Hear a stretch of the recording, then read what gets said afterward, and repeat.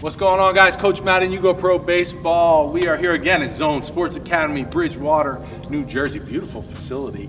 I'm here with Coach Duke Baxter and Coach Steve Nicorak, and we're going to talk about in this video how to throw BP, great BP, money BP, because it's definitely a tough skill to do. And I want you guys to take me through the whole thing from front toss to, live BP. What do you guys got? So the first thing we're gonna do is we're just gonna do front toss. We're gonna do front toss. We're gonna be 15 feet away. I'm gonna go back. I'm trying to keep the ball on the line, and I'm gonna toss it to Coach Steve so we can hit.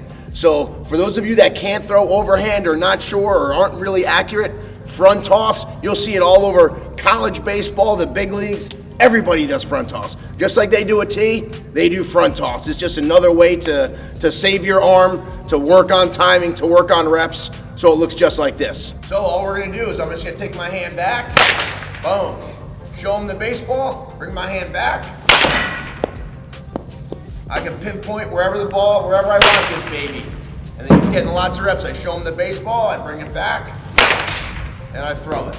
Stay behind the net, stay behind the screen. I think the biggest thing, guys, is the timing of it. Notice how Duke's showing me the ball. He's going back nice and slow. It's the same thing when you're doing side toss, but allowing the hitter to get set in between pitches is huge. We've all had those coaches that just try to go rapid fire. They're just out there and they flick it at you real quick, but then you're rushing the batter. They don't have time to get loaded. They don't have time, the rhythm is off, the timing, it's challenging. So the way Duke shows the ball, then goes back slow, we're still working from 15 feet. So he might be only tossing that ball 20 miles an hour, but it's still getting on me pretty quick. So for you coaches that are worried about, well, it's not fast pitching, but the reaction time of it from 15 feet is still relatively quick, compared to somebody standing 46, 50, 60 feet away.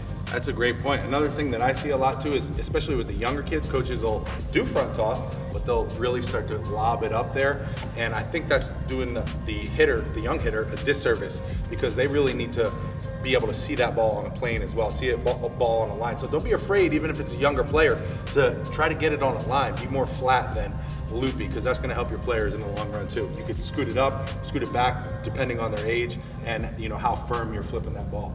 Perfect. What do you got for overhand? Next phase, we're gonna go overhand. I'm gonna sit on a bucket, because so many times we see, and we actually got this question the other day in one of our live Facebook posts, was we have a coach that's 6'6". He stands like this and he's throwing balls to the kids, and the ball's coming straight downhill to a 6-year-old that's this tall. So the ball's coming on a plane like that. So he gets up and coaches, you want to try to keep the ball in the same plane as the age of the player. So what I'm going to do here is I'm just going to sit on a bucket, because it's easier for my arm. It's easier, I don't have to throw as hard. Again, I'm 15 feet away. Now, Coach Steve just put up a target for me. Coaches, this helps a lot. There's a tee and a softball, or a tee and a baseball. That way you're not looking at the player, you're just looking at your target. Makes it so much easier. Even coaches in the major leagues have it. They have the box right on the turtle, with a painted on catcher. So throwing to a target makes it a heck of a lot easier than looking at the batter and hoping it's going to be a strike. Yep. So, I got a bucket of balls. Here I am, I'm in the same position, I'm nice and smooth. I create my arm circle, and coach hits it. Again, I set. This is money BP, coaches. Money BP. Set up. Throwing right down the middle. You notice I'm not doing this and just whipping balls. I'm showing, I'm getting myself set. He sees my arm, and the ball's coming through. So sometimes you'll see coaches and they stand up and they throw like this. This happened the other day here. The coach is throwing BP like this, throwing balls. The L screen's over there. This is where we have to stand when we're throwing BP.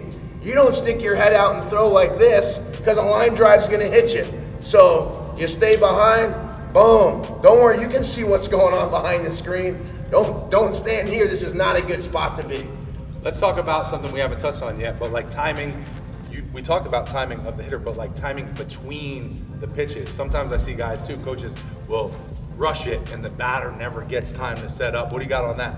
I like at least taking a second or two in between pitches. Taking a second or two, you want to make it game-like. You get in there, you're never going to take 15, 20 swings in a row. Aside from the time in between pitches, I like doing shorter rounds too. I'd rather see you guys throw 6 rounds of 5 than 3 rounds of 10. Or, you know, go shorter rounds, take 3 to 5 swings, get good focused swings other than, all right, here's a bucket, Johnny, and you're gonna throw him 35 pitches in a row. You know, at that point, you're just swinging just to swing. There's not really a purpose behind it. And you start to break down, you know, get tired, and the swing starts, you're doing more of a disservice to the guys than anything. I shot a video a while ago, a year or two ago, with Bobby Tewksbury, and he was talking about for the older guys now, for like he works with some major league guys. He was showing me on the hit tracks, but you guys have hit tracks over here, right? You're getting another one? Yeah. That's awesome. That's so cool. He was talking about when he's working with the pro guys, he actually sits on the floor and throws overhand. And he showed me on the hit tracks the plane of the pitch when you're sitting versus standing and throwing, and it's exactly major league average plane wise. So that's a drill he does with the pro guys. So that would be a great drill for, you know, high school age guys, I think, college guys, professional guys. I just thought that was a really cool tip. Big time. What do you got for the coach who has never done this before? Like, okay, it's easy for you guys. You throw money BP. This is what you do. This is your thing. What about for the new dad? What can he do to work on it to get better at it? Like, is there anything he can do? Yeah, absolutely. I think it's like anything. It's like when we're teaching our players, we teach them all how to pitch, because you all have to be able to throw properly. You teach them how to throw, and then guys can throw strikes and throw it where they want to go. So for you dads out there, for you coaches out there, you go through the same throwing program that you have your kids go through. So you can just get into a position, you set up your targets, you grab the baseball, and you're doing the same small, don't think big arm circle. Just keep a small arm circle.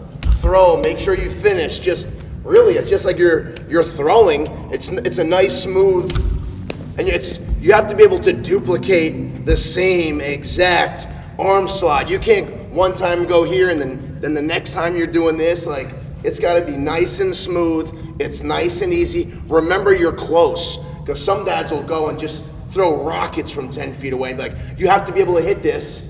Like, no, I'm used to hitting it when the guy's way back there, not when he's standing right here, throwing the ball fast and hard. And because the timing, that's almost like 150 mile an hour fastball. If you're this close throwing normal speed, like you have to try to make it realistic. And I know that on, I believe it's like ballcoach.com, they have like that chart, or they have a chart that says, okay, from X distance, this miles an hour equates to this speed. So you can kind of, you know, get an understanding with a chart that you can throw 25 miles an hour from a close distance to kind of simulate 60 miles an hour or whatever the chart is. But that's a great point. Now that you pointed out, like, also don't, you know, first of all, don't get discouraged. Again, it's a learned skill. Like, you have to practice it. If you're new to this, I'm terrible at BP. I don't practice enough because I'm not throwing the hitters enough.